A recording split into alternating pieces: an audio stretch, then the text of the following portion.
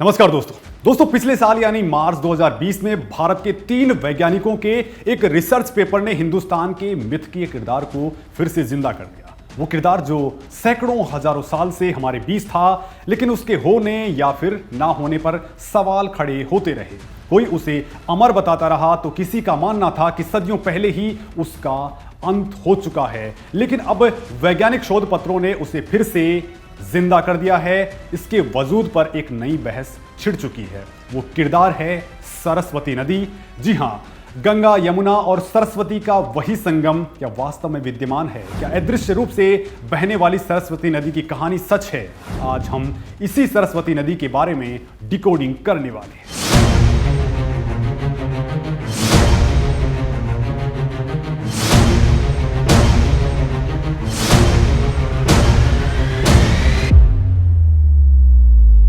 दोस्तों, माना जाता है कि प्रयाग में त्रिवेणी का संगम होता है। त्रिवेणी यानी 3 नदियां, गंगा, यमुना और सरस्वती। गंगा और यमुना का प्रयाग में मिलते हुए सब कुछ देखते हैं आप लोग, लेकिन सरस्वती नदी पर कई तरह के भ्रम हैं। कुछ लोगों का कहना है कि सरस्वती नदी अदृश्य रूप से बहकर प्रयाग पहुंचती है और यहां आकर गंगा और यमुना के साथ संगम करती है। कुछ लोगों का यह भी कहना है कि सरस्वती नदी का कोई वजूद ही नहीं है और यह केवल एक मिथकीय धारणा है। आखिर इस रहस्यमय नदी की सच्चाई क्या है? भारत की सबसे प्राचीन नदियों में शामिल सरस्वती नदी कैसे विलुप्त हो गई? इस रहस्य को सुलझाने में वैज्ञानिक कितने सफल हुए हैं? क्यों इसे लेकर अब भी सत्य और मिथक वाली जंग चलती रही है? तो दोस्तों, 3 वैज्ञानिकों ने सरस्वती नदी के वजूद को लेकर एक नई खोज की है, जिनके मुताबिक जियोलॉजिकल सर्वे ऑफ इंडिया के director doctor Hari Singh Saini, Delhi university में जियोलॉजी के प्रोफेसर एनसी पंत और रिसर्चर अपूर्व आलोक ने ये रिसर्च की है। इसके मुताबिक समय में बदलाव के अलावा टेक्टोनिक रीजन्स यानी धरती के स्थलमंडल में होने वाली गतिविधियों से भी ये नदी विलुप्त हुई होगी। इस नदी के किनारे हड़प्पन सभ्यता यानी सिंधु घाटी सभ्यता थी और वो भी विलुप्त हो गई। इसलिए हड़प्पा सभ्यता सिंधु सरस्वती सभ्यता के नाम से भी जानी जाती है। शोधकर्ता इस निष्कर्ष पर पहुंचे हैं कि दोनों के लुप्त होने के पीछे कोई ना कोई संबंध है। इस शोध में गुजरात से लेकर राजस्थान तक सरस्वती नदी पर टुकड़ों में कई खोजें की गई हैं, जिनको एक साथ जोड़कर नए सिरे से देखा गया और समझा गया। तब वैज्ञानिकों ने कहा कि सरस्वती नदी को नकारा नहीं जा सकता है। ये रिसर्च पेपर बीते साल यानी 2020 के मार्च महीने में होने वाली इंटरनेशनल जियोलॉजिकल कांग्रेस यानी IGC 2020 के 47 पेपरों में सेलेक्ट हुआ था, लेकिन कोरोना वायरस के चलते इस कॉन्फ्रेंस को रद्द कर दिया गया था। तो चलिए दोस्तों, ये रिसर्च पेपर क्या कहते हैं, डॉक्टर हरि सिंह सैनी की फाइंडिंग्स क्या कुछ कहती हैं। दरअसल करीब 2000 किलोमीटर लंबी इस रहस्यमय नदी का स्रोत हिमालय है, लेकिन इसके निशान गुजरात, हरियाणा और पंजाब से लेकर राजस्थान तक मिलते हैं। इस क्षेत्र में धरती टेक्टोनिकली काफी एक्टिव है। हड़प्पा सभ्यता के पतन और सरस्वती नदी के लुप्त होने के बीच गहरे रिलेशंस हैं। दोनों का काल लगभग एक ही है, यानी करीब 4200 साल पहले का है। तब मानसून काफी कम हो गया था, यानी बड़ा जलवायु परिवर्तन हुआ था और यह जलवायु परिवर्तन जैसे इस वक्त हो रहा है, ठीक वैसा ही तब भी हुआ था। हड़प्पा सभ्यता सरस्वती के मैदान में बसी हुई थी, लेकिन वो भी लुप्त हो गई। क्या ये सभ्यता इसलिए लुप्त हो गई कि सरस्वती नदी सूख गई या फिर उसके अपने अलग कारण थे? सरस्वती नदी के सूखने की वजह हमारे वर्तमान नदियों के प्रति हमारी समझ को काफी बढ़ा सकती है। सरस्वती नदी थी तो क्यों लुप्त हो गई? इतनी बड़ी नदी लुप्त हो सकती है तो हमें यह भी ध्यान रखने की जरूरत है कि वर्तमान नदियां भी कभी भी लुप्त हो सकती है। दोस्तों, हिंदू धर्म ग्रंथों में सरस्वती नदी के बारे में बहुत कुछ लिखा गया है। धार्मिक और संस्कृत ग्रंथों के मुताबिक सरस्वती नदी का अस्तित्व था और इसे सिंधु नदी के समान ही पवित्र माना गया था। ऋग्वेद में भी सरस्वती नदी का उल्लेख मिलता है, महाभारत में भी सरस्वती नदी का उल्लेख है और इसे लुप्त हो गई नदी कहा गया है।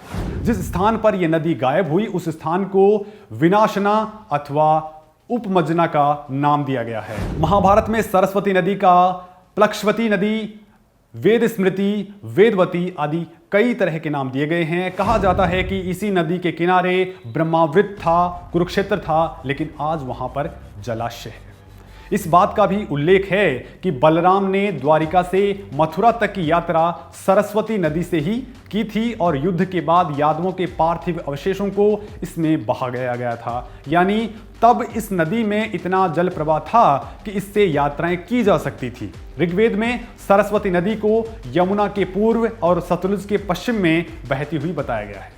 खैर दोस्तों, ये बातें पुरानी बातें हैं, हिंदू धर्म ग्रंथों की बातें हैं। अब वर्तमान की बात करते हैं। बात है 2018 की, जब सरस्वती नदी हरियाणा में मिली थी। हरियाणा में इस खुदाई के दौरान केवल 6 से 7 फीट नीचे ही पानी निकलने की घटना सुर्खियों में आई थी। आप सब लोगों ने इसके बारे में देखा भी होगा। पानी की इस जांच करवाएगी तो वहां मिट्टी के नमूने साबित कर रहे थे कि यह इलाका किसी नदी के बहाव क्षेत्र में आया रहा करता होगा। इसके बाद से ही हरियाणा सरकार ने प्राचीन सरस्वती नदी को फिर से जीवित करने का बीड़ा उठाया। इस काम को पूरा करने के लिए इसरो की अंतरिक्ष प्रौद्योगिकी का इस्तेमाल किया जा रहा है। हरियाणा सरकार ने मिशन मोड पर यह काम शुरू करने के लिए 50 करोड़ रुपए मंजूर किए। सरस्वती नदी को फिर से साकार करने के लिए भारतीय अंतरिक्ष अनुसंधान संगठन यानी इसरो, राष्ट्रीय जल विज्ञान संस्थान यानी NIH और नेशनल रिमोट सेंसिंग सेंटर यानी NRSC और भारतीय भूविज्ञान सर्वेक्षण यानी GSI को यह जिम्मेदारी दी गई है कि वो इस पे रिसर्च करें। हरियाणा सरकार की माने तो इसरो पिछले 22 सालों से सरस्वती नदी पर काम कर रहा है। हरियाणा सरकार ने विलुप्त हो चुकी नदी की धारा की खोज और सरस्वती नदी के जल विज्ञान संबंधी पहलुओं की स्टडी के लिए साल 2018 में इसरो के साथ 2 MOU साइन किए हैं। हाइड्रोजियोलॉजिकल मॉडल और जियोलॉजिकल सैटेलाइट तकनीक के जरिए सरस्वती नदी का अध्ययन किया जा रहा है, इस पर स्टडी हो रही है। पहले यह काम साल 2018 से लेकर 2020 तक 4 चरणों में किया जाना था, लेकिन कोरोना के चलते इसमें ब्रेक लग गए। बाद में 20 नवंबर साल 2020 को हरियाणा में केंद्रीय जल शक्ति मंत्री गजेंद्र सिंह शेखावत ने सरस्वती उद्गम स्थल पर पूजन किया और कहा कि सरस्वती नदी का 200 किलोमीटर तक विकास किया जाएगा।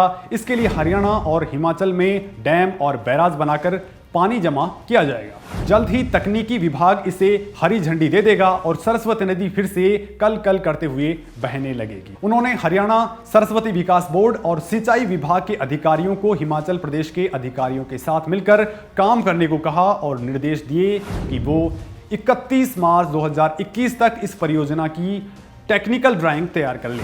इसके बाद सरस्वती उद्गम स्थल और सरस्वती सरोवर के किनारे पूजन कर 421 नदियों का जल सरस्वती नदी में प्रवाहित किया गया। भूविज्ञान के प्रमाण हैं कि सरस्वती नदी का प्रवाह कच्छ था। जोधपुर जैसलमेर में भी सरस्वती नदी पर काफी रिसर्च हुआ है। भूगर्भ के जल से सरस्वती नदी का पानी आज भी लोग निकाल कर उपयोग में ले रहे हैं, ये प्रमाण मिल चुके हैं।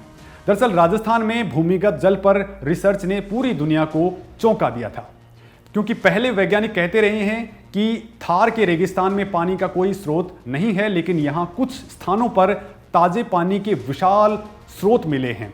जैसलमेर जिले में जहां बहुत कम बरसात होती है, लेकिन यहां 50 से 60 मीटर पर ही भूजल मौजूद है। इस इलाके में कुएं साल भर नहीं सूखते हैं।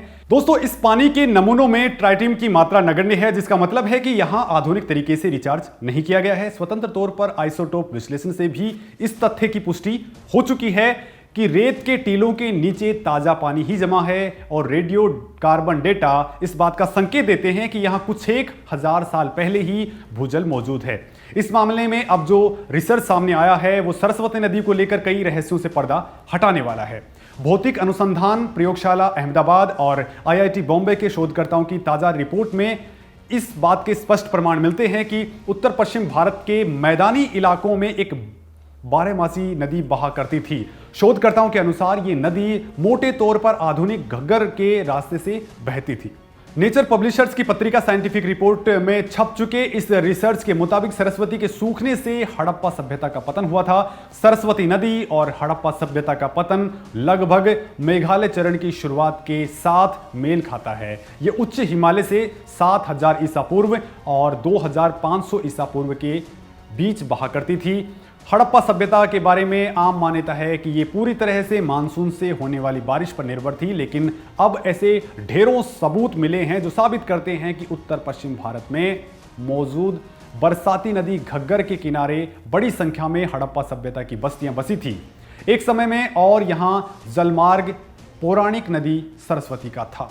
दरअसल दोस्तों, नॉर्थ वेस्ट हरियाणा में फतेहाबाद के आसपास सरस्वती नदी का बहुत बड़ा चैनल मौजूद है, जिसके नीचे के सैंपल की OSL डेटिंग और कार्बन डेटिंग के जरिए काल निर्धारण कर पता किया गया कि आखिर कितने सौ साल पहले कैसा बदलाव आया था। तो पता चला कि ये करीब 4200 साल पहले लुप्त हुई।